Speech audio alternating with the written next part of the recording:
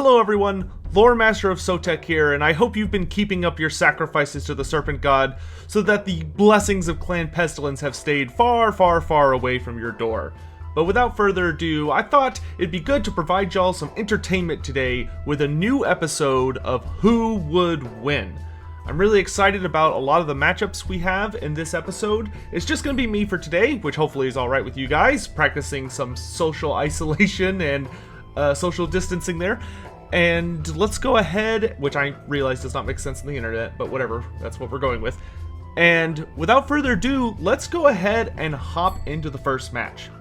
Now, one thing I'd like to do in the future, and I'd love to see in the comments for when we announce the next matchups, is people to say who they think is going to win and why they're going to win, because I would love to kind of take a look at some of y'all's arguments. I didn't explain that very well in the big announcement video we did on what all was coming back to the channel, and of course it was at the end of the video, so people may not have necessarily gotten that far. But for today, we actually have a Discord channel on my Discord server called the Who Would Win Arena, or WWW Arena if you're looking on there, and they actually do a great job of not only discussing the matchups, but they do a nice little vote when the matchups are announced. So we'll be going over who they thought was going to win after I present all the arguments, and I would love to see who you thought was going to win after I present the argument for each character before we reveal it. See if you can get 5 out of 5.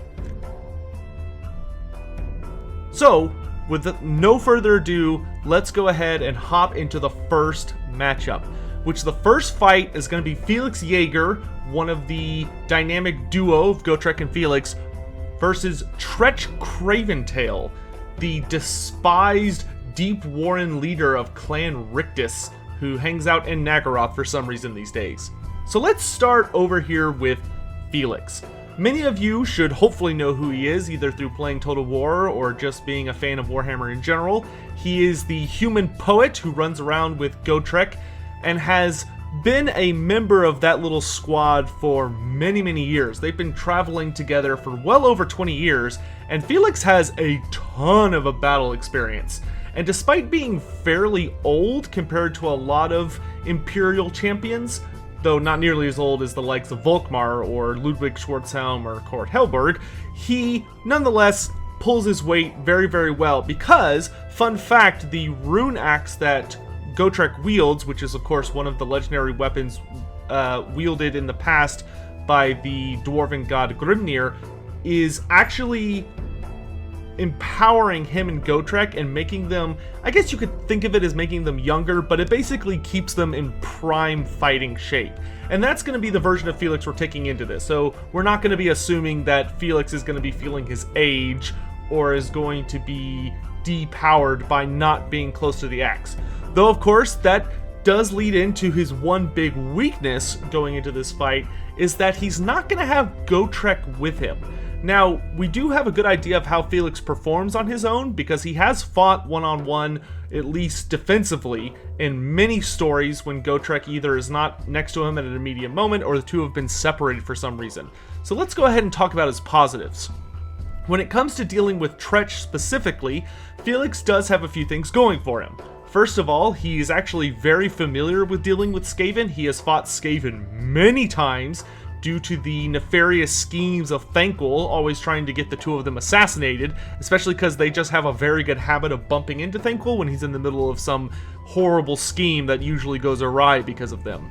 Second is that it's very well established that most humans, but especially Felix, being on the upper end of the human scale, are naturally stronger than Skaven. So if the two of them end up clashing weapons, or it comes down to just punting somebody, Felix is going to come out on top almost every time. Of course, he is going to be wielding his legendary magical longsword, Karagul, which doesn't really provide him any notable benefits in this fight. It was a magical weapon or runic weapon that was forged to slay dragons. So it does have some notable powers in that category, but of course Tretch is not a dragon, so that's not going to help him out too much. But at least he doesn't have to worry about it being shattered or broken or something along those lines. And the last thing worth noting is that Felix has a very defensive style of fighting. He wasn't say professionally trained, but Felix had a ton of experience even before he went adventuring at essentially being a duelist. He has a very almost fencing style of combat, which he uses to primarily survive when battling much stronger opponents, which is how he survived dealing with Chaos Warriors and vampires and dwarves and elves and all sorts of horrifying beastmen and other nasty creatures. So he can hold his own, but the question will be if he's going to be able to make up for the offense that he's going to be lacking by not having Gotrek to come save him. Because often, Felix's strategy is generally just to stand behind Gotrek's shoulder and either kill things that Gotrek misses or hold off his opponent until Gotrek can get to him and save him, which isn't going to happen this time. So we'll have to see if that's going to be his undoing. Now let's talk about Tretch. So Craventail is a terribly sneaky get, even for a rat. Tretch is the epitome of Skaven's survival skills and taking a bad situation and turning it into a win. I would argue that he's basically Discount Thanquol in the sense that both of them are very reliant on luck, and they're very reliant on basically losing, but turning that into a win because they just specialize in that for whatever reason. But let's talk about what he can actually do. So, many people may not be familiar with the Chieftain of the Deep Warrens, but he basically specializes in assassination type tactics. Tretch is very infamous for not only knowing when to fall back to press his advantage, but also how to take advantage of his environment and fight exceptionally dirty. He's been known to disguise himself as pieces of terrain so that he can drop down on his opponents and cleave them in half with a single attack. He's been known to pretend to be killed, so basically to play dead and then attack his opponent when they let their guard down. He's been known to sabotage the situation or his own troops to basically just mess with things, but he fights as dirty as Skavenly possible. He has no sense of honor, and there's no dirty tactic too low for him. As far as his weapons go, he of course is much faster than Felix is going to be. Skaven are already very naturally swift fighters, both in the sense of they move quickly and they can attack very quickly. And he wields a very bizarre set of weapons. They're obviously not magical, but he has this it almost looks like a shovel you would use to dig in a garden or something, but it's this weird kind of claw weapon. And then traditionally it's more like a flail, but for Total War it was changed a little bit, but they both basically do the same thing. They don't have a ton of reach. And then he usually will have some kind of spear or sword in his other hand. But the important thing that Tretch has is his helmet.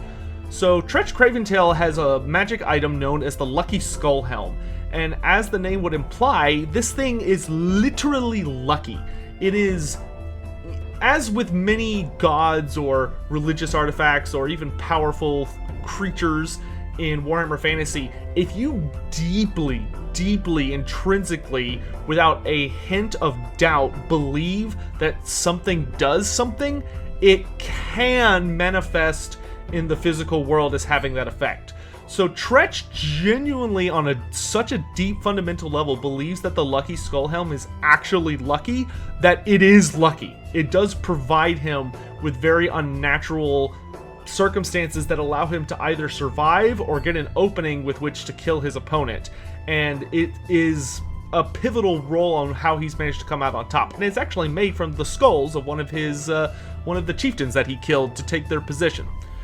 And of course, he's going to have natural weapons on his side. Skaven tails are very nasty because they're prehensile and can be used in combat to dangerous effect. He's of course got razor sharp claws, and of course has his fangs. You know, even if he were to be disarmed somehow, if he could climb up on Felix, he could easily gouge his eyes out or tear his throat out with his teeth or any manner of things. So that's generally the situation. The two of them, I would say, are very equally armored. They're in the ballpark of like medium armor. I wouldn't say they're lightly armored because they have bits of mail on them or little fragmented plates, but neither of them are decked out in heavy armor. So when it comes to the armor or like pure able to take a hit department, they're basically on the exact same level. Felix is going to have a little bit of a strength advantage, but Tretch is definitely going to have a speed advantage. And Felix will have a reach advantage with Karagul for but it's not going to be a significant one. So with that, those are our two combatants. Those are the big things to know about them.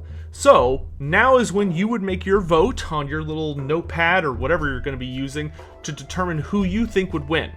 Looking at our Discord channel for the Who Would Win Arena, the overall votes put Tretch in first place. So without further ado, let's talk about how this scenario would go down. Now, I do think there are a lot of circumstances in which Felix would probably, let's assume that the two of them are going to enter the arena and be aware of one another right at the beginning. So Tretch isn't going to be able to use any of his sneakiness to disguise himself or hide in the shadows or use any of those natural senses that Skaven have to try and assassinate Felix. Because that would definitely work, to be honest, but let's assume that the fights at least start off fair. Now, with that being, of course, unless the character has an item to turn invisible or something. But I think ultimately what's going to come down to is this. The two of them equal each other out in a lot of ways. Felix can physically overwhelm Tretch, but Tretch is not a champion who's used to just planting his feet and fighting till he loses. Tretch is someone who's going to take advantage of every disadvantage, and if he thinks that he's losing a situation, he will immediately flee to at least buy himself some space and some time. So I think when the two of them would start to clash blows, Felix would have no problem pushing Tretch back over and over. They'd clash, maybe weapons would lock, but Felix has the skill to keep up with Tretch's speed, even though it would probably be very nerve-wracking for him. But ultimately, he could hold his own. But Tretch would continue to just back up. The instant that Felix knocked one of his weapons out of his hand, or just was pushing through his guard, or managed to just shoulder him to knock Tretch back, he would immediately fall back and likely would take advantage of it every time to not get hurt. So something would have to give sooner or later. Now Tretch is faster than Felix, so he would manage little scrapes and scratches here and there, but I think ultimately the biggest decider of this battle would be that only one of them has a significant item that influences the outcome of the battle, and it's Tretch. The Lucky Skull Helm is a device that can literally, very subtly, change situations in reality to make the scenario more favorable to Tretch. Things like Felix might swing his blade, but the magical aura of the Lucky Skull Helm would have it just be a little too high. Or maybe he would fumble just as he's trying to go in for a stab, or Tretch would get a bizarre sensation that he needs to duck and it would miss him by a hair. But it's also going to open up attack scenarios. And the thing about Felix is without Gotrek there, without the Axe of Grimnir there to actively influence his physical form and give him the ability to keep pushing, Felix is only human. Now, he's moderately skilled as a combatant, but he's not a legendary fighter on his own. And I think ultimately, sooner or later, that Lucky Skull Helm, Tretch would just be waiting for an unfortunate event to take place, where maybe Felix gets tired, or he overswings just a little bit, or he underswings, or his weapon gets stuck, and Tretch would hop on that so fast, and Felix just would not have the reaction speed or be able to physically move Caragul fast enough to defend himself if he was opened up like that. And Tretch would either tear out his throat with his teeth or would just impale him with one of his weapons. Because even though Felix is stronger than Tretch, he doesn't have the natural toughness of, say, a dwarf. And his armor isn't going to be... It has a lot of weak points. And the instant that Felix loses one of his arms to a nasty stab through the armpit, or one of his Achilles tendons gets slashed, he's dead. Tretch is someone who is always ready to be on top no matter how bad a situation starts off, and he is a master of guile. He is one of the most clever Skaven and has earned his position not through nepotism or because he's done some kind of crazy singular event, but because he regularly performs of taking a complete horrible situation where the only hope of his superiors was for him to die, and he turns it into a win every single time. And I think this would just be another stepping stone for Tretch to earn great esteem through Clan Rictus. So I've got to hand off the win to Tretch Craventail.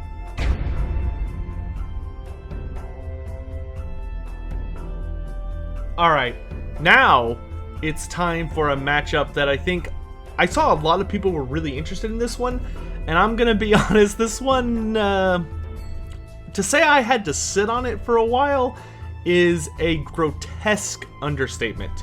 So here we have one of the ultimate monsters going up against the ultimate monster slayer. That's right, it's Ungrim Ironfist versus Queek Suneater. So this one's gonna be a doozy, because it's really easy to just think Queek have big hammer, Queek drop hammer, Ungrim squish. But it's a lot more complicated than that, especially because dwarves are one of the more difficult races, I think, for the average person who learns about Warhammer to imagine. I think when people think dwarves, they tend to think they're so bulky and squat and heavily armored that they're not quick, or they couldn't possibly specialize in dodging or avoiding attacks and things like that. But those are not necessarily the case for Warhammer dwarves. Warhammer dwarves are a lot more skillful and capable in combat situations than people may think. So let's go ahead and start with Ungrim in light of that. So when it comes to advantages, obviously Ungrim, if you had to pick a dwarf to kill Queek Suneater, then Ungrim Ironfist is the dwarf you would send to do the job. Because as much as I love Thorgrim Grudgebearer and the Throne of Power, probably not the best thing to send against Queek because it's a really big target, and even though the Throne of Power does have a very, very nice aura that protects it from most attacks, it can be overwhelmed, and Queek is the kind of guy who could overwhelm it. Because let's be frank, he's one of the hardest hitting monsters in Warhammer Fantasy. But back to Ungrim. He is the guy. So if the Dwarven race were to stand a chance against Queek, granted, if they only had to send in one person to do the job, which would not be ideal, then this is the guy you would send. So that is a plus. He was born to do this. He is, without a doubt, one of, if not the, most experienced monster slayer in the entire Warhammer Fantasy world. Being, of course, an experienced slayer and a King of the Dawi, which those guys usually can throw their weight around pretty good and have handled all sorts of crazy things.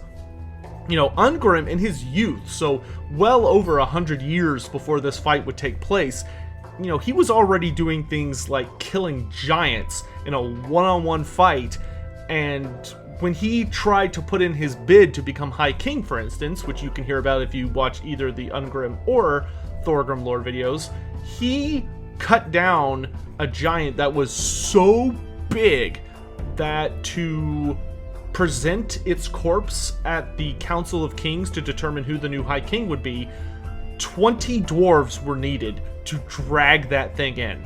I can't say for sure if it was a bone grinder giant or not, but it does seem very likely it was a bone grinder giant due to the thing's incredible size. And that was his big accomplishment for that year.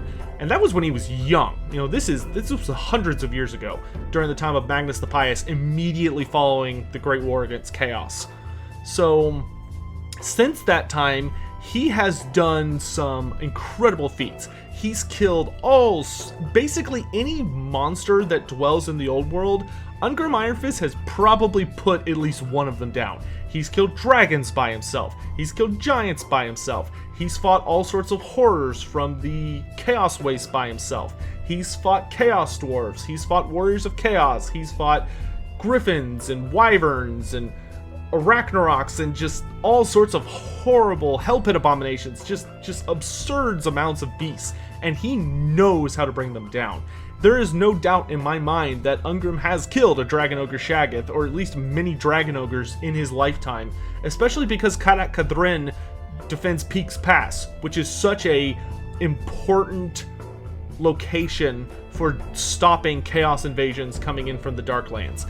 It is a very active place if you're going to be fighting monsters as far north as it is. You know, it's the grandest of the northern dwarven holds that's still standing, excluding the Norskin dwarves, of course. So he does have a lot going for him. And of course, Ungrim, I think the main reason Ungrim does succeed in a lot of these scenarios is A, because of his equipment, which is worth talking about. You know, he has the Axe of Dargo, which was forged from the shattered remains of the very first King Ungrim, who was the first of the Slayer Kings. You know, his weapon was broken apart in a rage, and it was reforged with some of the most horrible runes imaginable by the rune lords, because they felt their king's pain, and they made a weapon that was designed at a deep level to just kill monsters. And dwarven runes that are forged from pure hatred are exceptionally deadly things. On top of that, of course, he has the Slayer Crown, which not only denotes his status as king, but it does provide him an exceptional aura of protection, especially against very hard-hitting deadly foes. And then finally, of course, he has the Dragon Cloak of Fear Scar in addition to his Gromro plate armor, which makes him absurdly tanky and immune to anything that could threaten to burn him, which will actually be notable in the fight coming up. So, you know, he is decked out, and he has the right equipment for it. And the thing about Ungrim a lot of people don't know is that Ungrim is actually very fast, at least for a dwarf. When it comes to how quickly he can swing the Axe of Dargo and maneuver to dodge attacks and jump out of the way and things like that, Ungrim is actually really quick. You know, he can go toe-to-toe with the likes of elves, you know, the greatest warriors of the elves and warriors of chaos and the Empire of Bretonia. Ungrim is the paramount champion of the dwarves. The only warrior, at least according to dwarven poets and bards, the only warrior who is close to being Ungrim's equal is Belagar Ironhammer, and it's argued about in many taverns throughout the World's Edge Mountains, much to the annoyance of Thorgrim Grudgebearer. But Ungrim is just, if anybody can do this, it's Ungrim. So, we've got our unstoppable force. Let's talk about our immovable object, which is Kolek Suneater. Someone so powerful and deadly that he has actually been able to bargain. He was part of the bargaining group with the Dark Gods to make the Dragon Ogres immortal. You know, he is the strongest of Krakenrock the Black Suns, and he is a flawless creation, a perfect representation of his species, the Dragon Ogres, and of course being the largest active Shaggoth that we've ever known. So, obviously, he doesn't need a ton of introduction. A lot of people know who Kolek is, and of course you can check out my Legendary Lore video if you want to watch that. But Kolek is titanic. He is so big that when the forces of Chaos assaulted the city of Prague, which had held against the forces of Chaos for thousands of years, you know, many Everchosens had tried to destroy Prague, but the 12th Everchosen, as of Arkul, had Kolek Suneater with him. And Kolek Suneater was able to walk up to the walls of Prague, raise up Starcrusher with a single hit, cleaved open the walls, because his head was above it. Like, he was able to be taller than these mighty walls, which was absurd. It was basic. If you've ever seen the first episode from Attack on Titan, it was basically that. Obviously, the walls of Prague were not as big as those walls, but it was that scenario. Where you just see some monster looming over the walls and you're basically like, well, I guess we're dead. And yes, that was correct. And the city was completely wiped out because of that. You know, Kolek played a pivotal part in that siege, and although Asvarkul probably could have done it without him, he made it a lot simpler. Now, as far as what his actual advantages are, Kolek is, I would say comfortably, the hardest hitting individual who is active in Warhammer Fantasy at the time of like the modern era. There are creatures that are bigger than Kolek, there are creatures that hit harder than Kolek, but they are exceptionally rare. And many of them are either dead or in eternal slumber by the time that, you know, this fight would be taking place, the modern age. But he hits absurdly hard. If you get hit by Kolek Suneater, best case scenario is you do not die to the first hit. But the thing that's really scary about Kolek is although it takes him a while to get Starcrusher going, once he starts swinging, Kolek is all over you. He will be swinging his hammer probably 2 or 3 times easily in a span of a couple seconds, not to mention you're going to have to be dealing with him raking at you with his foreclaws, or stomping on you, or his tail just like flattening you into a smudge on the ground, not to mention He can throw lightning. I don't know if I have not mentioned that yet. Kolek is so abominably charged with the power of storms that there is eternally one following him around. Supposedly because the deal that he made with the Dark Gods, or his part in the deal the Dragon Ogre race made with the Dark Gods, was so heinous and evil that the sun will never again look upon him.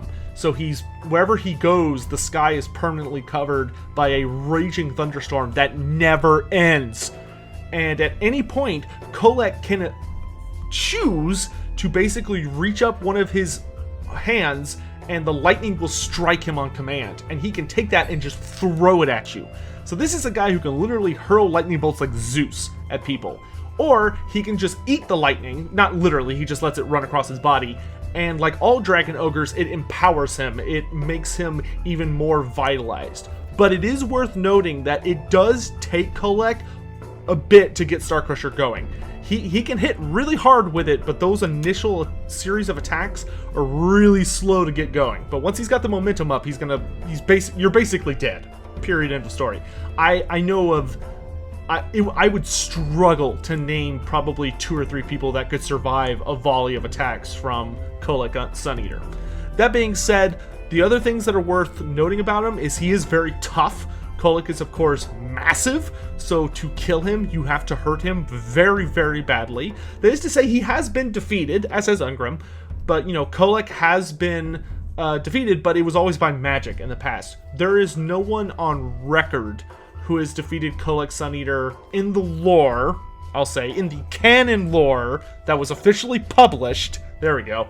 There is no one that has physically trumped Kolek Suneater. He was, he got sealed up in ice by a bunch of archmages, but that could happen to anybody. So when people talk, there's inevitably going to be someone in the comment section that's like, what about that time Cetra killed him? That didn't happen in the canonical lore. It's totally fine to say that happened if you like to think of that happening. We know that Cetra killed a Dragon Ogre Shaggoth, but that never happened in a published book. That was like a Q&A from a Black Library author, but it wasn't in an official source. It was just on a fan forum, or his personal forum. So there's that. And of course, Kolek Suneater is heavily armored. So in addition to being a Dragon Ogre, which means he has a lot of health and is generally very hard to kill because he can take a lot of hits from most things, he also is covered head to toe in full plate armor. Granted, his armor is made out of brass, which is not the best metal to make armor out of, but the reason that Kolek Suneater has his entire body made out of, or covered in brass armor, is because he likes the way it conducts electricity, which makes more sense for the way he likes to do things. Because granted, he doesn't really need it. He's the only Dragon Ogre that wears armor, because most of them just rely on their natural hide or scales, and that does pretty well for them. So, those are our combatants. Kolek Suneater, the greatest of the Dragon Ogres that's not sleeping, and Ungrim Ironfist, the greatest living warrior of the dwarves. Now is when you would make your decision. So, looking at our dear Discord chat, they have decided that the winner is Kolek, which is totally understandable. Like I said, if Kolek gets going, I think Ungrim is dead. Anyone is dead. Anyone. I cannot think of anyone. Maybe a couple people could survive that, but it would be exceptionally rare. So let's talk about who I think would win and how it would go down. Okay, so I'm gonna say something, but it's not a cop-out because I'm gonna add an official thing to it at the end. But I would technically declare this a tie. I do not see a situation based on both of these characters and what they can do where the two of them would walk away from either of them would walk away from this. I think basically regardless of how this situation plays out, both people are going to die. And let me tell you why. And what my caveat will be as far as who I think the technical winner is, because I will never use an actual tie. I will always have a caveat. So the big things are that, let's go ahead and remove the things that don't matter. For instance, Ungrim's armor, basically pointless. Though it does provide a slight function. The Dragon Cloak of Fear Scar, which can protect him from any source of heat, would be important because if Kolek Suneater throws a lightning bolt at him, it's not going to hurt Ungrim. It is a natural lightning, so his dwarven magic resistance would not help him much. But A, Thorgrim is very tough, and B, the Dragon Cloak of Fearscar would protect him from the worst of the lightning, like it wouldn't be able to burn him. The electricity could potentially harm him a little bit, but Ungrim is so absurdly tough thanks to because the Slayer Crown actually does increase Ungrim's natural resistance to all forms of damage. Like, it literally makes his body harder, like stone. And dwarves are so naturally grounded, and I could see scenarios where it might cause him pain, but I do not believe that the lightning hurled by Kolek would do any meaningful damage. And Kolek would probably only have time to throw off maybe 1 or 2 lightning bolts before Ungrim would be on him. And at the very least, that's not really Kolek's fighting style, so I think at best he would probably throw 1 lightning bolt at him, and if that didn't work, he'd probably eat a lightning bolt to juice himself up. I don't see that playing any pivotal roles whatsoever in this fight, other than making Kolek stronger. So then we come down to the big thing, is that I think the ultimate question is, could Ungrim Ironfist kill Kolek Sun Eater before he dies? And that's important to note, because the scary thing about Ungrim is that he's a Slayer, which is actually important, because unlike virtually all combatants, Ungrim would not give a damn if he got injured or was dealt a killing blow, because of Death Blow, which is a fundamental thing that Slayers have, where Dwarven Slayers can be killed and literally still get that last FU attack out to bring you down. Whether you have struck them in the heart or the brain, a lot of Slayers, even in the lore, have had scenarios where they get that final just FU shot in to bring down an enemy champion or monster. And Ungrim is a guy who would have that, no question. You know, this is a guy who would fight to the Kolek would have to pulp him into non-existence for there to be a hope of avoiding a death blow from Ungrim. And here's the thing, is that Kolek is a very skilled fighter. He's actually surprisingly deft with that big old hammer of his, and of course he can crush you with his limbs. But Ungrim is an even better fighter. Ungrim is literally the most skilled fighter of all Dwarven kind. I actually think if you were to put Gotrek Garnison up against Ungrim Ironfist in a fight, it would be pretty tough to call. Like, it would be a bit of a toss-up. I think Gotrek might edge it out, but it would be a fight.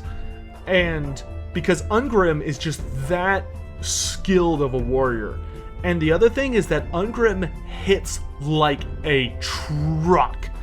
And the thing about Kolek is, despite being a big scary monster, Kolek has no magical defenses whatsoever. He is purely relying on his natural vitality, his size, and his natural defenses, in addition to the little bit extra he gets from the brass armor, to keep him alive. And the Axe of Dargo is going to cut through all of that like butter. The instant these two would go into clash, Kolek would have a very hard time hitting Ungrim, because A, the Axe of Dargo can absolutely turn aside Starcrusher. Kolek can swing that thing with the might of a god, but if the Axe of Dargo gets in the way, between his all the runic equipment he's wearing, including, you know, the Slayer Crown and all that stuff, there is so much runic power anchoring Ungrim to the ground and providing him with natural defenses, making him tougher, making him stronger, making him faster, that if Starcrusher and the Axe of Dargo were to meet, they would both stop each other. So he's got that going for him. The second thing is, there is no way in hell that Ungrim would not get in at least 3 or 4 licks with the Axe of Dargo before Kolek would have even the time to bring Starcrusher around once, which would be huge. And the reason is that although Kolek is massive and mighty, he has weak points, very obvious weak points, and they're called his legs. Dragon Ogres have 4 big old legs, and the thing about Kolek is the reason he can attack so swiftly is because his entire body is a weapon. You know, he fights like a monster. He wields Starcrusher in 2 hands, but he is going to be using his tail. He is going to be trying to trample you. He's going to be trying to crush you with his forelimbs. And Ungrim would easily be able to not only dodge those attacks, but take advantage of them. This is a guy who has fought all of the greatest, mightiest monsters. He has fought things almost as big as Kolek, especially if he actually did kill a bone grinder giant in his youth, which once again is unconfirmed. It could have just been a very large normal giant. Because for those unaware, a bone grinder giant would tower over Kolek Sun Eater. Like, those two are not on the same scale of height. The Bone Grinder Giants are the largest thing alive in Warhammer Fantasy, with the only exception of being the Sky Titans themselves, which, you know, hopefully there are none left, because they were huge and very clever and smart. But I think what would happen is this. I think Ungrim would charge into battle against Kolek Sun Eater, and Kolek would fire off a bolt of lightning. It would have virtually no effect, and Kolek is not an idiot. He would not try the same thing multiple times and put himself at risk. He would hit himself with lightning to juice up, and he would charge in to just annihilate Ungrim, because Kolek is not a defensive fighter. Kolek never in his existence has faced anything that can really put a threat to him. He's crushed entire armies, entire cities by himself. He would not be thinking about defense. He would not be thinking about caution. He would be thinking, I'm gonna crush this little insect who's trying to fight me. And the instant those two would start to collide, Starcrusher may come down once, Axe of Dargo is going to rise up to meet it, those two are going to nullify each other out, and then Kolek's going to start fighting the way he knows how to fight, which is he's going to try and crush him with his feet. He's going to lash at him with his tail. But every time that Kolek would bring in one of those natural parts of his body to attack, Ungrim is going to be ripping at him. One of his legs slams down, boom, Ungrim's going to slash around the Axe of Dargo, which would cleave through Kolek's flesh and armor like it was non-existent. Kolek's armor is not magical, it's purely natural, and the Axe of Dargo would just cleave straight through it as if it weren't even there. And he would just start ripping over open arteries. Granted, Kolek is huge, but he's gonna lose control, if not just, you know, buckets, gallons, massive gallons of blood from his forelimbs, and his tail would probably get completely chopped off, or at least severed to the point he couldn't use it effectively within the first few minutes of these two going at it. That being said, I really struggle to imagine a scenario where Kolek would not get Ungrim at least once with Starcrusher once they start going at it.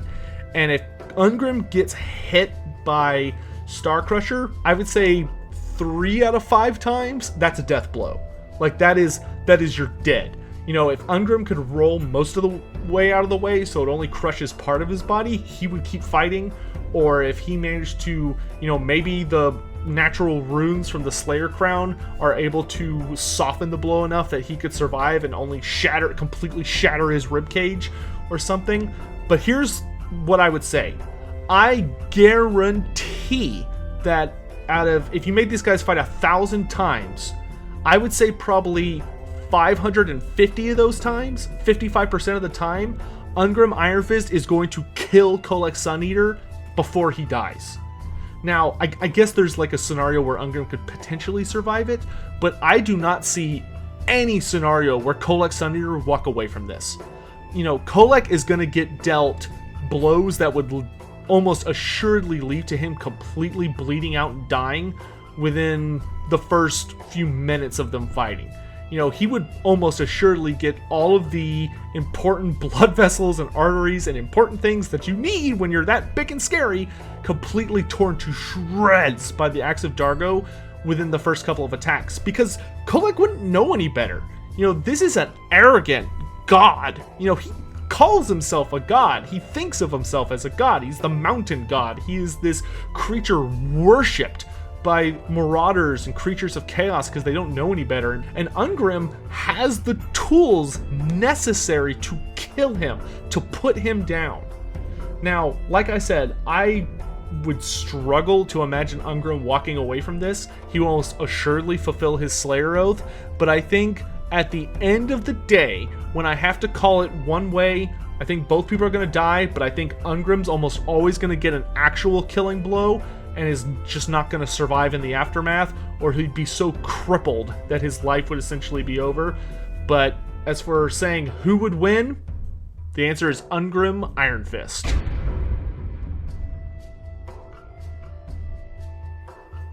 And with that, we're on to the third battle, which, thank the Lord, is actually going to be much easier to call. There is a clear winner, and it's a lot easier to explain, so it should be much, much faster. I hope you guys are having fun. Therefore, let's hop into it. Our third fight, the mid-fight, the halftime fight, is going to be a showcase between Deathmaster Soikch, the greatest Skaven assassin that we know of, and Chakux the Eternity Warden, the mightiest bodyguard among the Lizardmen. Now, you could not have a better fight of pure opposites. Two characters that unfortunately never met, but should have on the battlefield. And I'm really, really eager to dive into this. So without further ado, let's go ahead and go into it, because this one I think is going to be easy to call for almost everybody. Starting with Deathmaster Soikch, we have a assassin who is virtually invisible. Deathmaster, because of the items that he possesses, his cloak, which basically it just makes him a shadow. He is so silent, and because of the magical wards woven into his cloak, is so difficult to detect that the odds of you seeing him or hearing him or smelling him or anything before he has already stabbed you are virtually minuscule. This is an assassin who has broken into the greatest defenses in all the Warhammer world multiple times, and has not only killed his opponent, but was never remotely detected. Nobody had an idea who it was or how he even did it. You know, this is a assassin who has gotten to Ulthuan and has climbed all the way up a massive tower, snuck in through a tiny window into the chamber of a great archmage and butchered him and escaped. And the High Elves didn't even know about it until later, with not a single trace. This is the assassin who allowed a situation to present itself when Queek Headtaker made a deal with him, so that he was able to lure out and get trapped Belegar's own brother, so that Queek Headtaker was able to kill him and take his head. This is a guy who has accomplished insane things, and he is I would say he is the best assassin in Warhammer Fantasy during the current lore. I think even if you were to put him up against the Dark Elf assassins, or, you know, assassins just from other races in general, I honestly think that Deathmaster Soikch is the scariest of them. So, of course, beyond being virtually indetectable to virtually any sense, he is a master combatant. He is one of the fastest fighters in Warhammer Fantasy, because Deathmaster Soikch has been incredibly enhanced through the techniques, drugs, and magical rituals of Clan Eshin, to the point that he can attack so quickly that he's basically just a blur to at least the human eye. You know, this is a guy who's so fast that elves are freaked out by how quick he can move and attack. You know, if you watch the Malice Darkblade versus Deathmaster Soikch announcement trailer, the I forget what they called it, but you know, the scene where Deathmaster Soikch does the anime thing where he like teleports across 3 guys and they all just drop dead, and it didn't even look like he swung his weapons. That's accurate. You know, that's how fast this guy is. Deathmaster Soikch is basically just an anime character in Warhammer Fantasy. But that being said, you know, it should be noted that the weapons he does wield, they're not magical in nature. You know, they're not anything special. They're disposable weapons. But each of them are what is called a Weeping Blade. And Weeping Blades are probably one of the most ingenious and deadly inventions of all Skaven kind, because a Weeping Blade it secretes this really, really nasty poison that virtually no one can survive. There have been survivors, but to say there are a handful of them is very, very rare. But if the blade itself doesn't kill you, you know, by slicing your throat or stabbing you in the heart or something, the poison will almost assuredly cripple you, and if it will almost assuredly kill you, and if it doesn't kill you, it will probably cripple you. It would take someone it takes a very unique set of traits to be able to resist Weeping Blade venom, which technically is magical in nature, but not in the sense that like a dwarf can easily resist it. If you just get a slight cut, even some of the most tenacious dwarves would just drop dead, at least after a few seconds.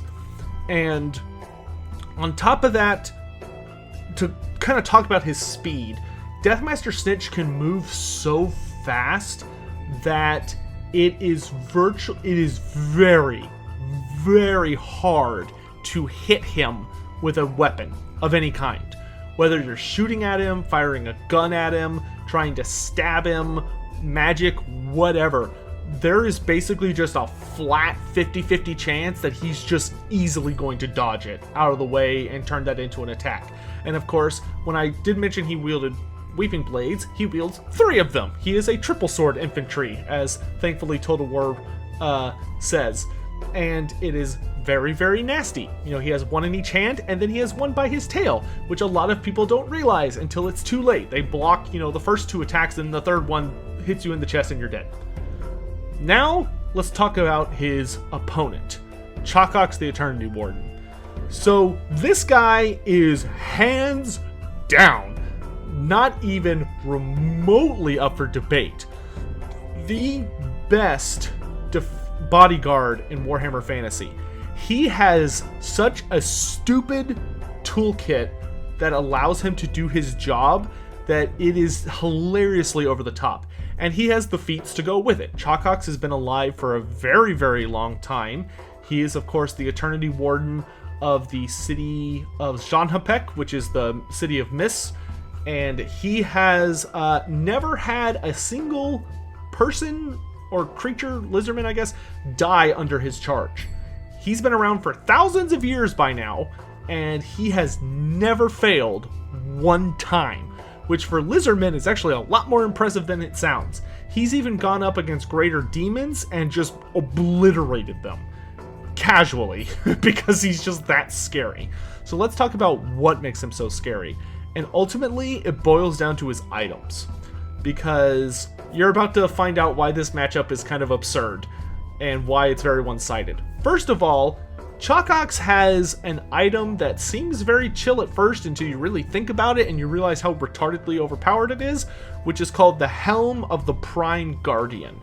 And basically, the thing to note about Temple Guard is the reason they wear those crazy awesome looking helmets is basically that the original generation of Temple Guard that ever existed, the first generations, when they died, the lizardmen were told by the old ones that their skulls should be made into helms, and that any Temple Guard who put on that helm and wear it would have all of the knowledge of their predecessor passed down to them.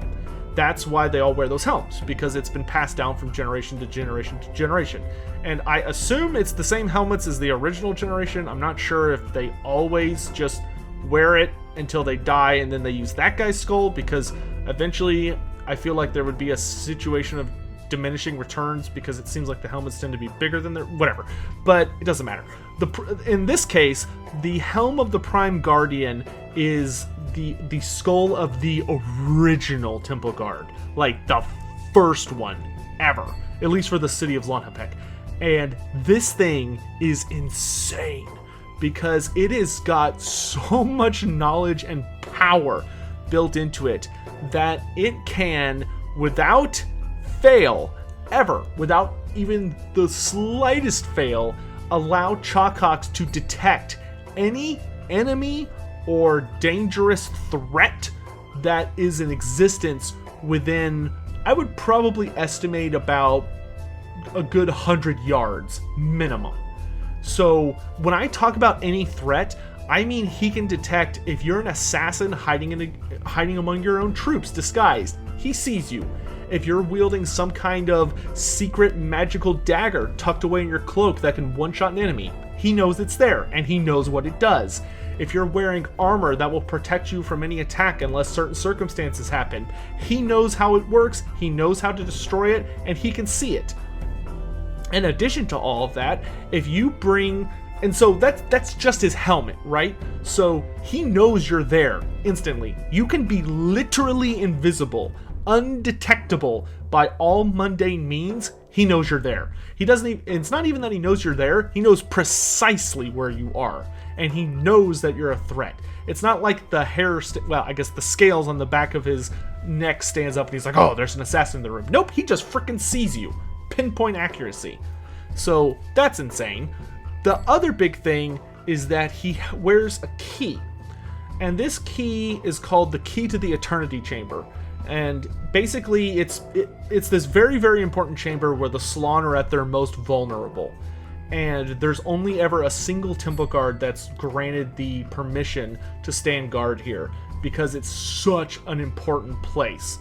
And it's also drenched in magic, to the extent that it's basically dangerous for most people to be that close to it. But the Eternity Wardens just tank it. You know, they just sit there unmoving for hundreds of years, to the point that, you know, dust is collecting on them, and they look like statues until the Slann wakes up and they move for the first time.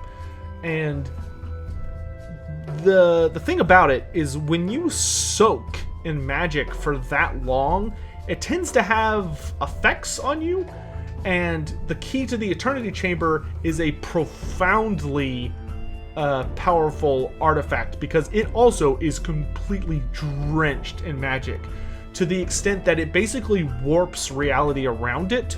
So the thing is, when most people get close to the key of the Eternity Chamber, it has profound effects on them, because it's literally warping reality and they have to adjust for it.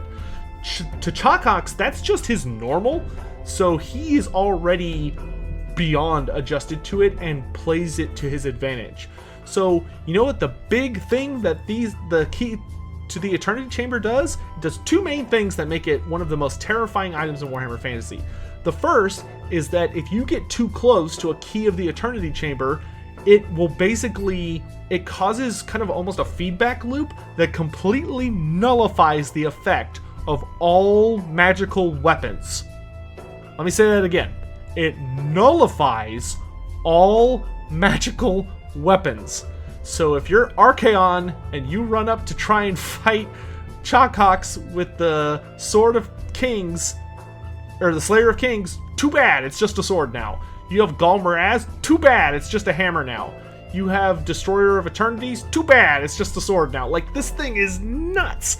So on top of that, it also warps reality so that everything around it is basically just dragged to a slow. It slows down time and makes everything move in slow motion, and it's super disorienting for anyone that gets caught up in its effect.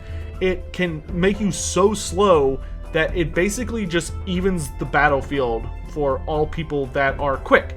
You know, unless you're supernaturally fast, like elves or Deathmaster Soikch in this case, it will make you so slow that Chakax is basically going to be supernaturally fast from your perspective. You know, this is how greater demons have tried to attack Chakax, and from their perspective, he literally explodes into a series of attacks so fast they can't follow what he's doing, and he just rips them to pieces. And it's because it's not that he's moving that fast, it's that he's moving normally when they are moving slowly. So, those are the combatants, that's the situation. Let me know who you think would win in this scenario. Time to tally, to make your decision. On our chat, they go with Chakax. And I'm just going to go ahead and jump right into it and say, oh yeah, this is a curb stomp in Chakax's favor. And let me explain why. First of all, the supernatural speed by Deathmaster Soikch is great. You know, he would be able to adjust when he got into the effect of the Key of Eternity so that he would still be quicker than Chakax. You know, he would still be able to land his attacks and almost assuredly stab Chakax a fair number of times. The downside is his dodging is not going to be nearly as effective. You know, he is going to think that he's impossible to hit, but to Chakax, he's going to be fairly easy to hit. And the instant that Deathmaster Soikch takes a single blow from the mace, the star mace wielded by Chakax, it is going to flatten him. He is basically just going to get turned into a puddle of rat meat on the first hit. Like, this thing will decimate Deathmaster Soikch, because Deathmaster Soikch relies purely on speed and skill. As far as actual, like, toughness goes, he's got nothing. So he's gonna die the first time he gets hit by Chakax, easily. You know, and that's... Chalkox wouldn't even need the mace to do it. He could just bite Deathmaster Snitch's head clean off. Because Chalkox is huge, too. Like, he would tower over Snitch. And the other thing is that, of course, the helmet of the Prime Guardian would instantly alert Deathmaster Snitch to... Or Chalkox to Deathmaster Snitch's presence. Like, there is nothing. There is no spell. There is no technique. There is no drug. There is nothing on the earth that could be done for Deathmaster Snitch to go invisible or sneak up on Chalkox. And unfortunately for Deathmaster Snitch, he doesn't have any ranged weapons. He doesn't use throwing stars or blowpipes or any of the nasty little poisons you would expect, because he relies on that stealth and speed so heavily. But unfortunately, for every amazing god tier skill Deathmaster Snitch has, Chalkox has a perfect counter. And the last thing, of course, is the Weeping Blades. You know, getting stabbed by Weeping Blades would kill most anybody. But the problem is, Chalkox, canonically, has been stabbed in the chest by three Weeping Blades, or 2 at least, and didn't even notice. I think it caused him to pause for maybe half a second, but then he immediately just murdered the assassin that stabbed him. He had zero issue with that whatsoever. It was such a put down, and this was like the top 8 assassins from Clan Eshin outside of the very top 2, and Chalkox bodied every single one of them without even breaking a sweat. It was goofy and amazing. So yeah, this fight easily, without a shadow of a doubt. I think if Snitch had ranged weapons, he might actually have a chance, but pure melee? Pfft, no. Most characters in Warhammer Fantasy would struggle against Chalkox in a one-on-one scenario, because the key to the Eternity Chamber is such a big deal, but Deathmaster Snitch does not have what it takes. You would need some pretty solid defense so you could survive a hit from the Starstone Mace, and that's just not up Snitch's skill set. So, this one's done and called. For our 4th battle, we've got the Duel of the Mad, which I think is one a lot of people are looking forward to, because this one's pretty tricky to call due to some special circumstances. We've got Queek Headtaker, the insane warlord of Clan Moors, the right hand of Lord Nodwell, the underlord of Carrick 8 Peaks, versus Luther Harkin, the pirate king of the Vampire Coast, a first generation blood dragon, one of the direct descendants of Abarash the dragon.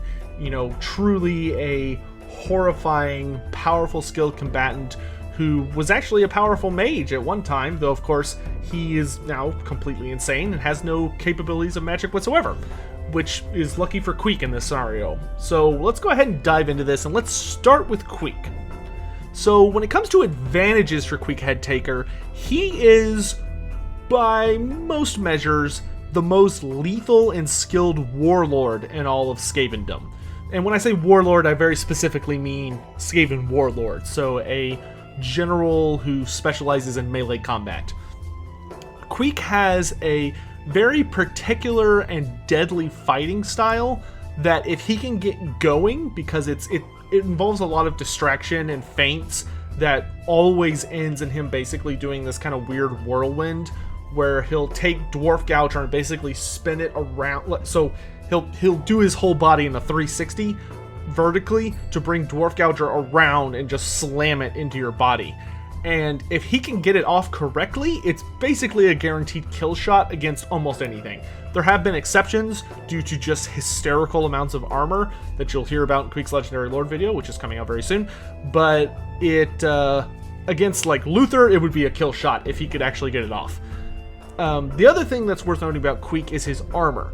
Queek Headtaker is very, very heavily armored in, you know, solid Skaven plate forged armor, and is magical. He has the Warp Shard armor, which the neat thing that it does is anytime it is struck with pretty much any amount of force, it will release a big old like splatter of toxic warp dust that is very nasty, because if you breathe it in, it will destroy your lungs, which granted Luther doesn't have to worry about because he doesn't breathe, being undead, but it will also burn your flesh on contact. And because it is warp dust, so it's comprised of warp stone, it will hurt anything, including the undead. It is a magically dangerous substance that nothing is immune to. Even creatures of chaos can get burned by warp dust. Now, and the nasty thing about it is the stronger the attack, the more force it is going to unleash. And it's a nasty piece of equipment. And then finally is talking about his particular form of madness. So Queek's madness manifests in his trophy heads, which are, of course, he wears this big trophy rack on the back of his armor, if you've seen his model, which I'm sure we'll be showing.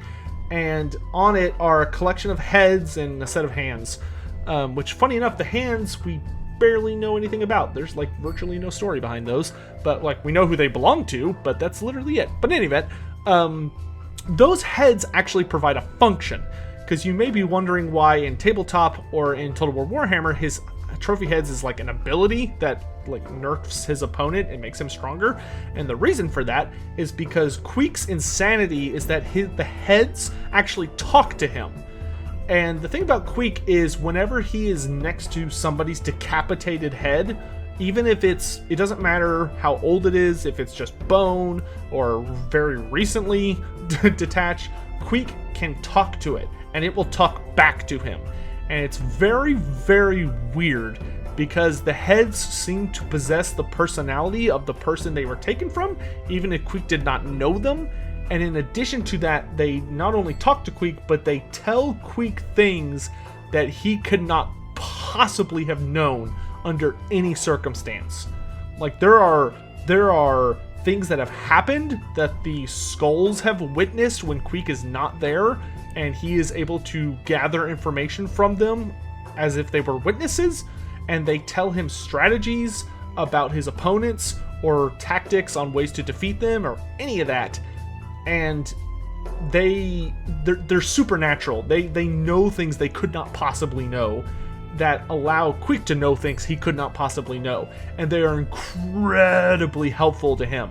The only time Queek's heads ever, like, I guess you could say turned on him was there was a single scenario at the very end of the end times where his heads basically stopped talking right before Queek's death. But that obviously is not going to apply to this scenario because that was the end of the world. So that's Queek. Moving on to his opponent, we have Luther Harkin, the Pirate King, the originator and the first vampire to ever come up with the idea that they should be pirates. So obviously he's an incredibly deadly combatant. He is a vampire lord, which, as far as taking a generic version of any kind of creature in the game, the most deadly on average are going to be vampire lords. You know, when that's your basic toolkit to start making something, it's going to be really freaking scary because they have just absurd amounts of utility and power. So being a vampire, he is supernaturally strong, supernaturally tough, supernaturally fast, and you can only kill him by either decapitating him, destroying his brain, or impaling him in the heart. Anything else, not going to do it. You know, at best it might stagger him, but not very rarely because of pain, probably because it's just like inhibiting a bodily function for a moment. Not that he needs it, because vampires run on magic. They don't run on things like, you know, blood or organs or any of that. They purely run on magic, so they don't need anything else. That being said, to make things even worse, Luther Harkin is of the Blood Dragon lineage. Granted, his case is very unique. Blood dragons are, of course, descendants of Abarash, which every vampire has traits that are passed down to them from their forefathers. And Abarash was the most martially skilled of the vampires. He wasn't the fastest, he wasn't the purely strongest, and he certainly wasn't the most magically inclined, but he was definitely the most martially skilled and a brilliant tactician. And also probably the absolute best when it comes to, I would say, monster slaying or riding on mounts, like mounted warfare. So a lot of that did pass on to Luther in that he is a very deadly combatant. But Luther does have a very bizarre fighting style, likely due to the aesthetic that he enjoys. He almost kind of has a fencing type style where he tends to prefer very bizarre, like cutlasses or, you know, pirate weapons, but they're almost, I don't want to say dainty, but he has a very skillful approach to warfare until certain circumstances tend to happen like they do. And of course he carries a pistol in at least one of his hands. Luther does have a brace of pistols so that he can fire a couple shots before he would engage any opponent, but in combat he would fight like you see him in Total War, where he has basically a sword in one hand and a gun in the other. Neither of these are magical, but they do, you know, do work. That being said, despite being a vampire, most vampires, virtually all vampires, are capable of casting at least some magic, which, you know, even the most basic vampire usually uses this to enhance their skills a little bit or heal themselves or whatever. Luther is one of 2 vampires that I know who has no magic at all, the other being Conrad von Karstein. But the reason Luther can't use magic, if you've seen the Vampire Coast release trailer, is because Luther Harkin was probably one of the strongest and scariest vampire lords in existence, and when he landed on the coast of Lustria after making a bad decision to have a late night snack on a pirate ship that was trying to, you know, do its job, he shipwrecked in Lustria and started attacking the lizardmen. But when he was raiding a ruin, he accidentally messed with some stuff that he shouldn't have, and basically his mind got annihilated by a set of defenses, and it not only completely shattered his mind, but it basically, if you think of vampires as a vortex that like outputs dark magic that allows them to, you know, influence the winds of magic and interact with it and allows them to survive, Luther became a very bizarre case because his inverted, so that he basically became a grounding point for magic. You know, he sucks it in to the extent that he is a void. He's literally an etheric void that all magic dies in and cannot escape, and it has 0 impact on him. But like the winds of magic just die in his presence. He is a very strange anomaly among the undead because he is just, that is unheard of. But that's his like ultimate gimmick, is that magic has 0 effect whatsoever on him.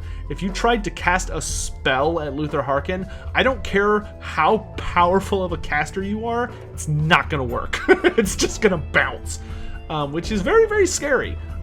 Because it actually makes him incredibly powerful in matchups that most, you know, fighting characters can just hope to win, you know, against like Techless and stuff like that. But that being said, it won't protect him from something like Warp Dust, from Queek's armor. Like Warpstone would still be able to harm Luther Harkin. It wouldn't make him immune to that, because it does have, I don't want to call it radiation, but it has like a poisoning or a burning effect that would still harm him, because it's not the winds of magic being manifested, it's just like this pure hunk of just death. That being said, like I talked about earlier, he is a vampire, so, you know, he is incredibly tough. He is still an incredibly skilled fighter, but he doesn't have any magical equipment, and he has no access to magic. So Luther is a little hamstringed in this battle compared to most vampire characters. So, with those things that you know... Oh, of course, we gotta talk about Luther's madness. So, whereas Queek's madness you could think of as a good thing, Luther's madness, a lot of the time, is not a good thing. Luther, as opposed to hearing voices, has a flat-out fractured mind and many split personalities. And whenever Luther is fighting in battle, basically all of the different parts of his personality are constantly vying for control over his body, and that causes bad things to happen.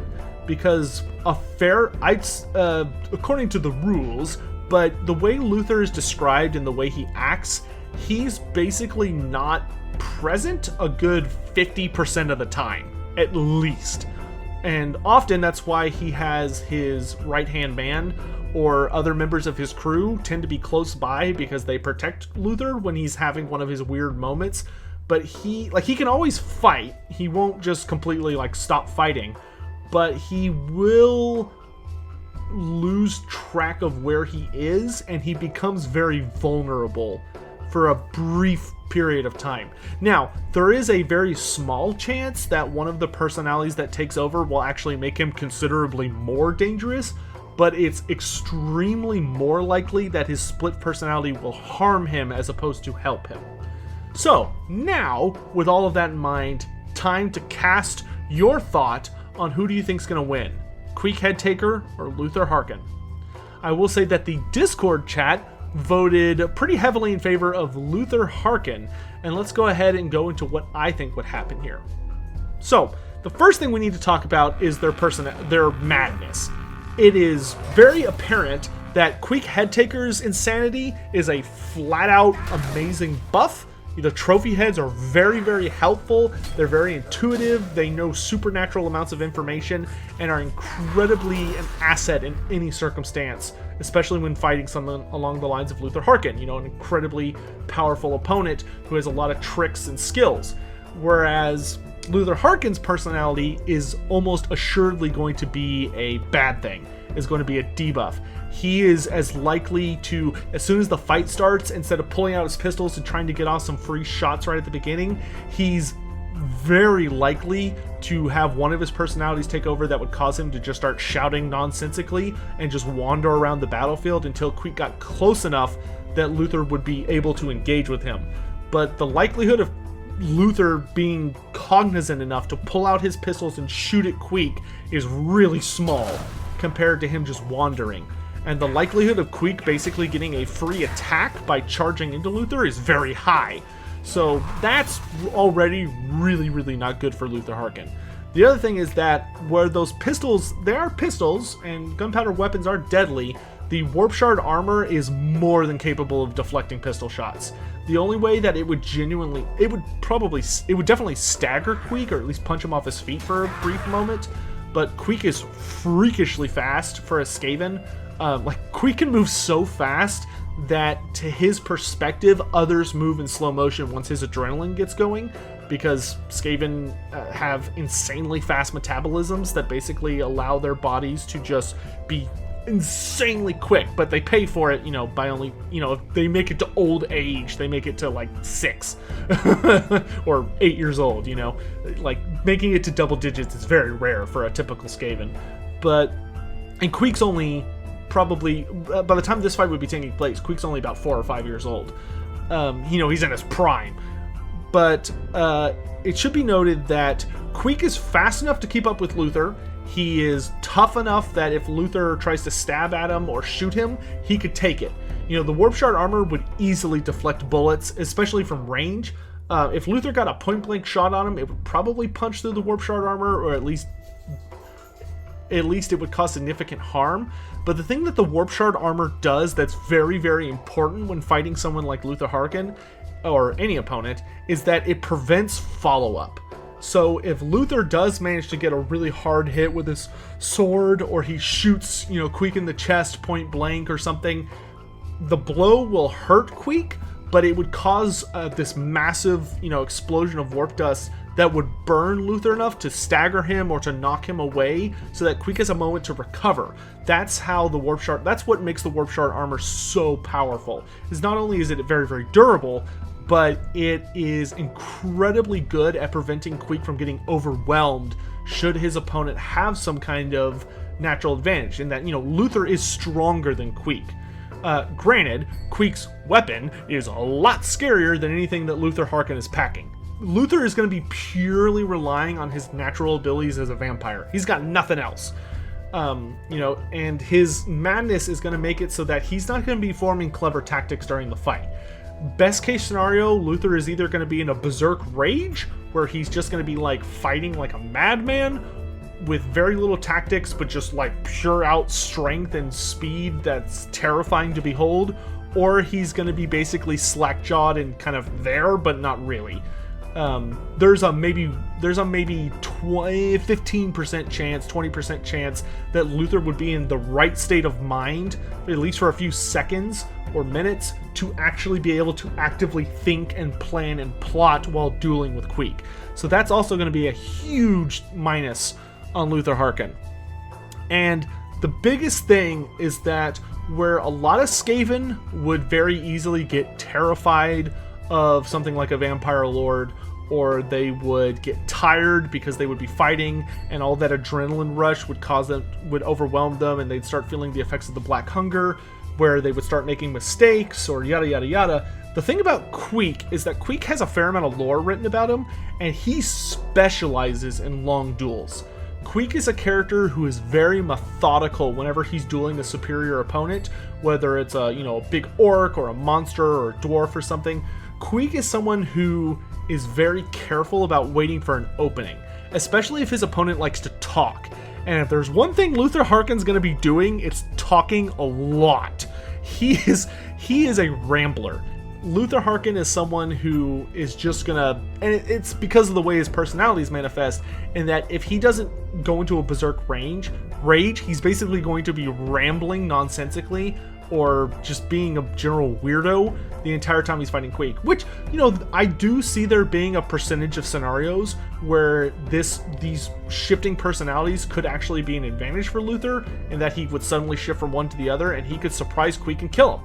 Because if Luther could just get his hands on Queek's head and just snap his neck, or could just hit him so hard that he manages to crack the warp shard armor, or is able to shoot Queek or stab him where he doesn't have armor, in the face or his hands or his feet, those are basically kill shots if Luther could pull it off. But most of the time, a significant, if they had 1,000 battles over and over and over again, majority of the time what's gonna happen is that basically Queek's just gonna wait for an opening, and he would be moving the entire time. He'd be slashing and building up and trying to look for his opponent's weak spots. And the moment Luther is lured into a berserk rage, or he basically kind of loses himself, that's going to give Queek enough of an opening where he would start to build up for his whirlwind shot. And the instant that he got going and was able to bring Dwarf Gouger around so that it was aiming for Luther's heart or his face, which are two of the favorite places for Queek to put that thing, is that there is nothing, once that spike from Dwarf Gouger started coming in on him, unless Luther somehow knew what it was going to do to him and that there was no hope of him blocking it, the best case scenario Luther would have would be to dodge and avoid it. But he's probably not going to, either because one of his personalities is going to be messing with him, where if he's a berserk frenzy, he's not going to be worrying about defense, he's going to be purely on offense and just going in for kills. Or if he's kind of not all there, he might block the attack, best case scenario, or he might just try and tank it. But if Dwarf Gouger hits Luther, he's dead. That is a weapon that it would just shatter any kind of armor or weapon that Luther tried to block it with.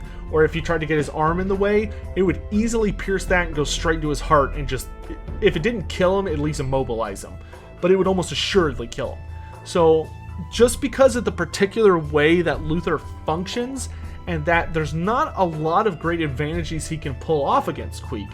He's stronger than Queek, but Queek's able to keep up with that. Queek has a lot better armor, and he just has flat out way better equipment. And whereas Queek's trophy heads are going to be constantly whispering ideas to him about how to exploit weaknesses, or to use fighting styles that are going to tip him off, or let him know things that he could not possibly know in that scenario, about if Luther's guns are going to jam, or because the dwarf head's telling him that, or that this is the perfect scenario in which to rely on his armor, even though he's taking a blow from a superior foe, from the orc head, or just that an opening's coming up because he's too focused on attack. Those are all those tactics plus Queek's own experience from hundreds of battles, where he's gonna get that opening and he's gonna land that kill shot. Luther is not the kind of opponent who would be thinking that way. He's the kind of person that would just purely overwhelm you through sheer might, or just snipe you with a gun.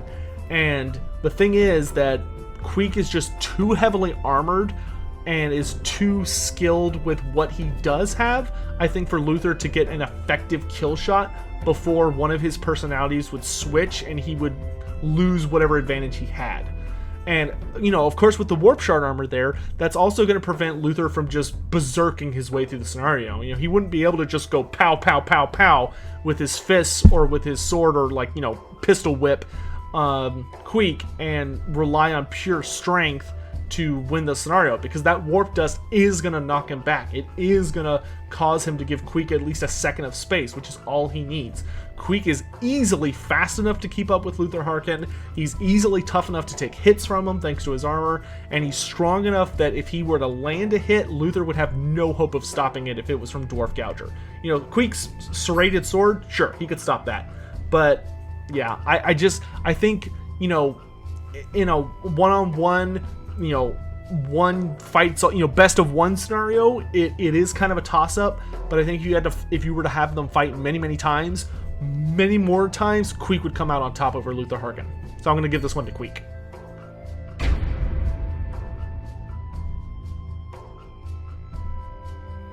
And for today's final matchup, we saved the hardest for last, the one that I went back and forth on so many times. Because I literally have sticky notes for these, where I basically write down all of the highlights of what I think would be important factors in the fight, and what would nullify it, or what would equivalate it, to see, you know, how many points one fighter could get over the other, and who would come out on top. And this is one where I really think the characters are dead equal in many scenarios, and I had a really hard time. I initially had it that so-and-so won, and then after 3 or 4 days I was like, nah, I think this guy wins. And then I would go and read some lore to update myself on a potential scenario. I'm thinking like, nah, I gotta give it back to so-and-so. And then I'd read a different book and be like, no, it should really go to this other guy. And this one's really hard for me. I'd say in this video it is the hardest one by far, and that's the monstrous boxing battle that a lot of people have wanted for a lot of episodes. So let's go ahead and dive into it, which is going to be Nakai the Wanderer, the first generation Kroxigor, versus Throg the Troll King, the Scourge of Kislev. So, or Troll Country, I guess technically. So, oh my gosh, this fight is ridiculous because both of these guys have a similar skill set in a very bizarre way, and it makes it super difficult to call this fight. So we'll start with Throg and then we'll do Nakai. When it comes to advantages, Throg has one big advantage, which is that he is stupidly strong. Throg hits really hard. Like, he cannot hit as hard as Kolek can, thanks to Star Crusher, but if Star Crusher was not magically enchanted, Throg would be hitting as hard as Kolek can, which is really scary to think about. Like, and it's not even a magical weapon. It's literally just like a giant freaking club that he just decided he would wield. There's nothing inherently special or magical about it. It's just big, and it allows him to hit with an absurd amount of blunt force that he can easily crush, you know, a fully armored demigriff with a single blow, like not even trying. So he is very powerful. The other thing is that Throg is very intelligent. Now, how much his intelligence helps him is a matter of debate, but he is, I will say it does help him in that he's not stupid. You know, he's not like most trolls where he can literally forget that he's fighting and start drooling on the ground or focus on something else. No, Throg is fully present and thinking and strategizing the entire time he's fighting with you. You know, he's going to be reviewing tactics and trying to find ways to kill and devour you the entire time he's engaged. He is present and, you know, on point. The other thing, which of course is which I should note is actually very scary, because the thing about trolls is it's very heavily suggested in Warhammer Fantasy lore that trolls are the dominant species of the planet.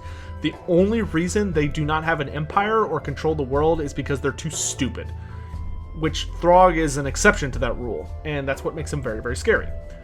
And the main reason for that, of course, is that trolls can regenerate, and they have the best regeneration with I can't think of any good exceptions. And Throg's regeneration is even better than most trolls' regenerations, because Throg is blessed by the dark gods, and they have an active interest in him. Which, when I say that, what I mean is that Throg's regeneration is so over the top that he essentially, whenever he regenerates because someone rips off an arm or stabs him in the gut or whatever, not only does he heal from that, freakishly fast, but his mutant regeneration causes those regenerations to mutate into actual mutations. So if you cut off Throg's arm, the scary thing is not just that he's going to grow that arm back in an amount of seconds, but that when he grows that arm back, it's going to be completely covered, the whole thing in like hard chitinous scales. Or if you, stab your spear in his gut and rip it out, not only is that wound going to close, but it's also going to grow out like a giant crab claw that he can now grab you with. Or it's going to have a serrated mouth with a tongue that can reach out and wrap around your limbs. Or if you, tear off a chunk of his back, he's going to grow a tentacle. There's no way to know what he's going to get out of it. It's even hypothetically possible that he would just mutate, like he could get a horrible regen mutation turned into a demon prince, which actually for him would be a bad thing, because a lot of things don't carry over during that transformation, which would actually be bad for Throg. But, so those are things. He could turn into a chaos spawn. Like, you never know what's going to happen with it. Obviously, we're going to keep those super extreme scenarios out of this, because that would ruin the point of it. But the thing is that he will adapt as he's fighting you if you cannot definitively kill him very, very quickly. That's the big thing about Throg, is you have to take him down fast. Otherwise, he'll just out-regen anything you can do to him, and he will inevitably get stronger the longer the fight goes on. That's what makes him one of the deadliest combatants in Warhammer Fantasy. The other thing is that, of course, he vomits, like most trolls. Now, the problem with troll vomit is that it is very, very acidic, and it can eat through just about any material in existence, unless it is very, very magically powered. If it's runic or has incredible enchantments or is purely magical in nature, it has a chance to remain. But the problem with Throg is not only does he vomit, like most trolls, his is called copious vomit, and the reason it's called copious vomit is because of the sheer amount that he vomits. Throg can vomit so much more than the average troll. It's terrifying. He can vomit as much as an entire pack of trolls, chaos trolls can. And on top of that, Throg has magical vomit. So if you're relying on mundane defenses to protect you, too bad, so sad. If a ghost, if like a Hexwraith or a Karen Wraith or a Banshee tried to attack Throg, the only way he would defeat them, because you would need magical attacks to harm them, is to puke on them. But he could do that because he has magical vomit. Granted, because he vomits so much, Throg can traditionally only do it once a day, once in a while. It takes a lot out of him. Not in that he gets tired, but that like once Throg vomits, he's pretty much out for the rest of that fight. So those are his big advantages. And of course, he's big and scary. The opponent that he has in the other corner, weighing in at an absurd amount of pounds, probably like 1,000 pounds or some stupid crap, we have Nakai the Wanderer. So Nakai is a bit of a tricky one, because like a fair amount of the characters we have in here are of course inspired from lore, Total War, and something like that. But Nakai is a little bit weirder than others because he is a character who was never directly legally playable. If you wanted to play Nakai in tabletop, you had to go digging through the internet and pray that you could find a White Dwarf article that had rules for him. But there was no great way to know if those rules were like the current ones or if they were just the old ones. When I made my the Problem in the Warlock video like a week and a week and a half ago, whatever it was now, I talked about Nakai and stuff like that, and I used the profile that I had saved on my PC, which claims it's been image dragged from a White Dwarf article in 2005. And I know for a fact there are people that are actively disputing that, or at the very least saying that that's not, the current version or whatever. But, that's the best thing I have on me, because I did not collect white dwarfs until I was much, much older. And even now I don't collect them, because I think they suck now. But back then they were really good.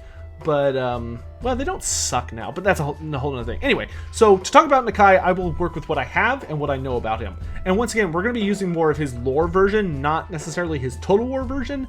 So he's not going to have the 2 items that they gave him in Total War, the Ungrim Shards and the Golden Trinkets. Traditionally, those are not a thing. They are a thing, but they're not magical in nature, or he did not possess. Like the Ungrim Shard, he did not possess. That's just an Albion reference. And then the Golden Trinkets were not magical in nature. They were just ceremonial things. What he did always have was the Sacred Blade of Quetzal. Now, the Sacred Blade is a pretty terrifying magical weapon. And the reason for that is that it was the personal weapon of an Old One named Quetzal, who, of course, was, an Old One. He was a literal god, or at least the easiest way to imagine them was as a god. The Old Ones were absurdly powerful, and there are only 2 Old One artifacts that were wielded personally by Old Ones that are now wielded by Lizardmen, which are, of course, the revered Spirit of Tlanccha wielded by Kroq-Gar, and then the Sacred Blade of Quetzal wielded by Nakai. Now, Nakai's weapon also hits like an absolute frickin' truck. This is a weapon that allows Nakai to hit so hard that pretty much nothing short of like a Chaos Mammoth would be in good condition. Kolek Suneater would have a very respectful stance of the Sacred Blade of Quetzal, because even that thing would wreck even him. It is a very, very powerful weapon on top of Nakai's already prodigious natural strength. But on top of that, Nakai is a very, very experienced fighter. He is absurdly much older than Throg is. Throg, at best, is maybe 100 years old, maybe a couple 100 years old. But on the other hand, you have Nakai, who is tens of thousands of years old. We don't know exactly when Nakai was spawned, because he's a first generation spawning, but he was around for a long, long time before the Chaos Gods showed up, before the Chaos Gods even existed. They were just a nebulous collection of thoughts and feelings in the realm of chaos. So, Nakai has been fighting since Throg was not even a mote of existence. Throg's great something infinite great grandfather had not been born yet. So he does have that going for him. And he has fought a lot of really powerful and crazy things. Nakai has been in some absurd battles over the course of his life where he should not have been, he has held off entire demonic armies during the Great Incursion, where we're talking demons that were so big that the earth shook. There have never been demons like this since the Vortex was created, and Nakai, single-handedly held a lot of them off. He is a beast. But that being said, that's the only magic item he brings in. And of course, being Quetzal, who is the Old One, he's the Old One often thought of as the protector. He's the shield, the sacred scale, the grand defender, the protective one. He's the guardian. He's the Old One that all Saurus venerate when it comes to defense. And his blade, as one would expect, actually makes Nakai much tougher. It hardens Nakai's already absurdly massive form and makes him very difficult to harm. Plus, Nakai has been exposed to that weapon for so long that it seems that he is almost evolved into something else. He's more like a spirit now, as opposed to a physical being. He is made out of flesh and blood. You can harm him, but Nakai seems virtually impossible to kill. Even if he's horribly wounded, it seems like the jungle just immediately eats him up and he just somehow regenerates and comes back later. But for the sake of who would win scenarios, just like we did back with the Green Knight, it will be assumed that if Nakai is struck down to the point that he can no longer fight, then he loses. because it does not seem literally possible to kill Nakai, unless like the world just dies in the case of the end times. But in any event, those are, and of course, he's a big crocodile man, so when it comes to like natural, if you took away their weapons, I would say that Nakai is probably a little more dangerous than Throg is. Throg does have teeth and he's strong, but Nakai is a little bigger than him. So hopefully that will provide you with enough to make your choice. Who do you think will win today's most difficult fight, in my opinion, the closest fight? Because, yeah, there's a lot of factors. All right, and I will note that our chat over on Discord, the Who Would Win Arena, decided to go with Nakai. All right, so ultimately, there are a lot of factors in this fight, but I honestly think that almost none of them matter. The only two that matter, in my opinion, are the copious vomit and the mutant regeneration. And it basically boils down to this. Is the copious vomit deadly enough that it could kill Nakai, or at least, severely wound him enough for Throg to just, beat him down after it hits him with it? And is Throg's regeneration good enough that Nakai could just tear into him, with the Sacred Blade of Quetzal and, just all of his natural strengths, like his tail and all of his claws and stuff and his teeth, and Throg would be able to outpace, his regeneration could outpace it.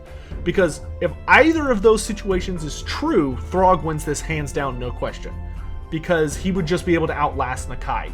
If offensively, if the vomit could at least disable Nakai, then Throg and Nakai hit just as hard as each other. But where Throg hits Nakai, any damage that he does, boom, sticks. Nakai doesn't regenerate. Any damage that goes through on Nakai is going to stay there. But Nakai is super tenacious thanks to the Sacred Blade of Quetzal and being the oldest Kroxigor in existence. And he hits really hard. Like a single blow tearing off one of Throg's limbs, very likely scenario. And Throg's weapon going up against the Sacred Blade of Quetzal would get obliterated. If those two crossed weapons at any point, Thrall's little maul is cute, and that's about all that can be said for it. It would get obliterated. So Throg would need to win this fight with his vomit, or at the very least be able to regenerate so quickly that his mutations would provide him with a win. So let's talk about those. Let's start with the vomit, because this would make it the fastest. So the copious vomit is basically just a big old flood of acid that can eat through armor and would basically just devour. In the best case scenario for Throg, he would vomit on Nakai and it would just rip through all of his scales and just cripple him, if not kill him outright. So could this happen? Now, this is ultimately the thing that I flip-flopped on many times. I went back and forth and back and forth and back and forth. But then when I was doing my final research, I actually had it as the copious vomit would be enough to at least hinder Nakai, slow him down, mitigate his defense, or at least slow his attack so that the mutant regeneration would be enough to keep Throg alive and he could just overwhelm him through time. But when I was doing my background research, I went back and read all of their stories. And Nakai has a very specific story called The Beast of Clan Pestilence. And it's a paragraph, 2 paragraphs, of a short story back in the Lustria campaign supplement that basically talks about when Nakai, during the War of the Serpent and the Rat, which was the big war between Clan Pestilence and the Lizardmen back in the time of 10 and 1, there was this massive rat ogre. Because when Clan Pestilence arrived in Lustria originally, of course, they were a normal clan, so they had, rat ogres and a bunch of other stuff. And this rat ogre was the only one that survived to that point in the war. And he was so racked with horrible disease and illness and all this stuff by Clan Pestilence and the Great Horned Rat that he basically turned into like a minor god of the Skaven. This thing was colossal. It was the biggest, scariest, deadliest rat ogre to ever live. And the worst thing about him was that he had so much horrible disease built into his body that to even get close to him would cause people's lungs to like fill with pus and drown and other crap like that. And if you cut him or wounded him, his blood would like blister out and would just like kill you. And Nakai fought this thing. Like the two of them, there was this epic battle where the two of them just immediately charged each other at the start of the battle, and like the battle didn't even matter. It was just like down to these two from the very beginning because they were both so big.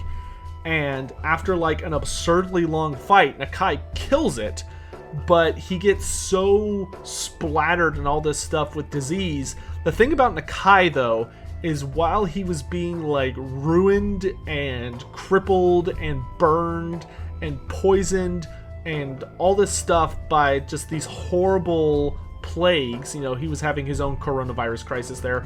It was basically, you know, Nakai defending the toilet paper from a coronavirus victim. That's a terrible analogy. I'm sorry. It's bad.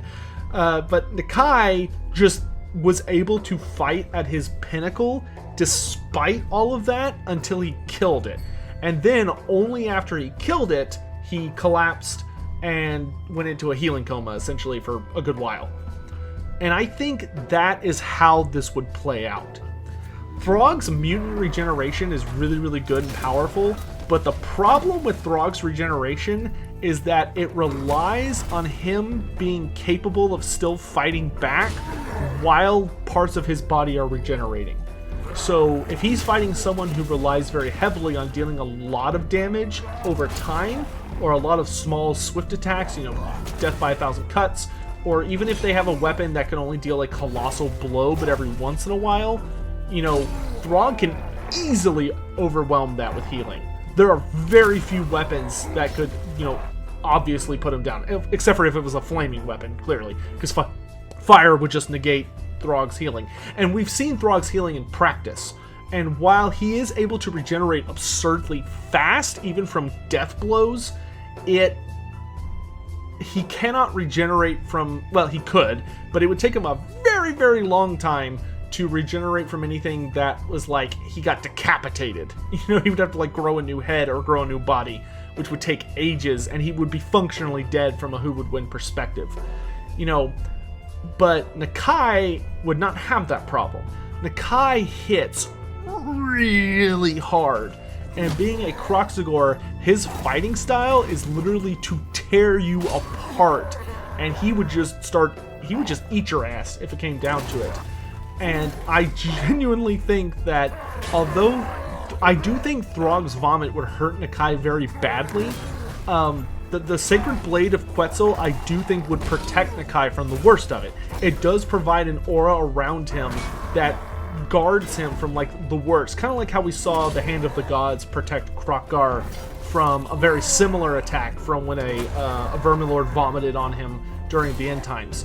You know, these Old One relics are capable of protecting you from some really ugly stuff. And I think the Sacred Blade of Quetzal would protect Nakai from the absolute worst of it, enough for him to keep fighting at peak form. And if he was fighting at peak form, Throg does not stand a chance. After he uses his vomit, if he just had to fight from that point, his maul hurts, but the instant that maul met with the Sacred Blade of Quetzal, it would be like when he fought Gotrek and his maul would just get obliterated, like he just wouldn't have a weapon anymore. And the instant Throg doesn't have a weapon, then he's at a huge disadvantage, because his natural weapons are not as good as Nakai's natural weapons. Sure, Throg can bite you, but Throg has a harder time with it because he has a more human-shaped mouth with big old teeth and fangs, whereas Nakai has a reptilian head, which is much, much better for that. Plus, Nakai is probably a little bigger than Throg.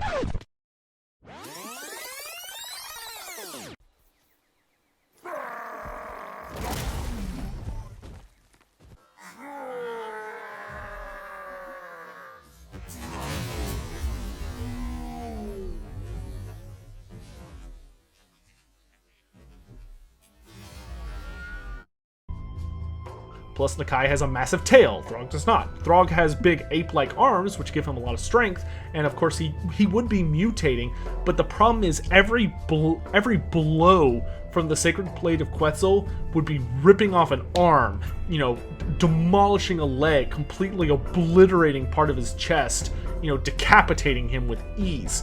Throg has a lot of muscles and stuff, but he is not nearly big or tough enough. He has no armor. He has no super heavy scales or supernatural defenses. The only thing Throg has to protect himself is that he has troll tier hide and he can regenerate like nobody else, which is great, but he doesn't regenerate so fast that he could like trap the weapon inside of him or like grow a limb fast enough to punch Nakai in the face with it, or, you know, something along those lines. He would have to get...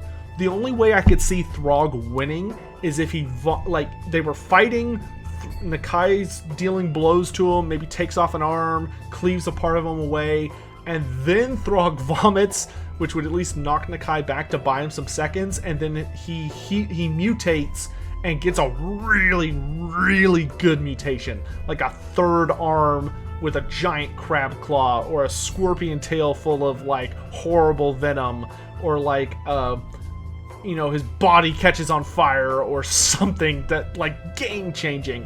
But that's like a 1 in 1,000 chance. You know, it's just as likely that Throg would mutate something completely useless, like another mouth, or like voices screaming out of him, or all sorts of stupid stuff.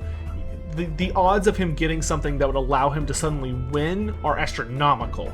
So I think ultimately, I really, for the longest time in all of my records, I had this going to Throg, because I really just could not see Nakai surviving the vomit to the extent that he would not then get, you know, his brain smashed in by Throg's club or something. But I think that story, the Beast of Clan Pestilence, is just literally a pivot point, because it's basically a similar fight. It's an opponent who, although they couldn't purely outlast Nakai, they basically had the ability to debuff him to such an extent to try and kill him, but he still came out on top. And the Sacred Blade of Quetzal is just... And the vomit can only be used once per fight, that's the other thing. You know, the Beast of Clan Pestilence was an attrition-based fight. It was constantly... It was like if Throg was vomiting the entire fight. You know, like the instant they start fighting, it's like someone flips a switch and Throg's just puking, like that stupid, one of those stupid Family Guy skits where it's just like endless and carries on for way too long past the point of comedic effect. Like, that's the only way I could see Throg's vomit being enough that he would be able to take down Nakai. But yeah, I really think that's the only way that would play out. So I think in most scenarios, although I really do think this, I still feel like this one's like a 55-45, but I think it weighs in favor of Nakai, which I feel is dumb, because I feel like I give too many wins to Lizardman characters, but Lizardman characters are just they're very scary. You know, they just tend to be so absurdly old, and their artifacts tend to be so over the top that they just tend to be overpowered characters. One day they'll lose, and y'all gotta pick better matchups. Y'all gotta pick better matchups. So that's gonna be it for that.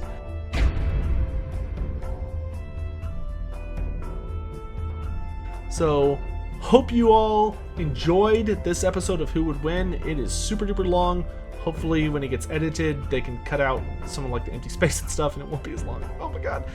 But I do want to thank you all very much for joining me. Sorry this took a while to get up, but I really wanted to do my research on that last one, and I kept flip-flopping on it, and it literally added days.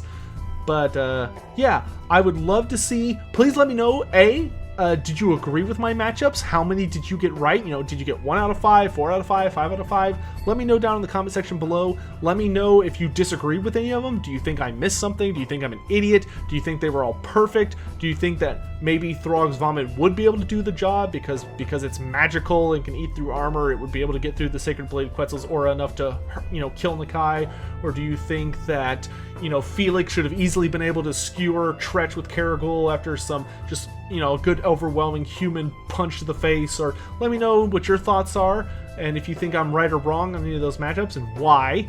And then, of course, the most important thing is let me know who you want to see in the next episode of Who Would Win, which I think during this little pandemic we're having, I probably am going to be pumping these out a lot faster, just because there's only so much I can do, and I know these videos are really well liked, and I'd like to give you guys some stuff to watch. So thanks again for joining me. I hope you all are staying safe.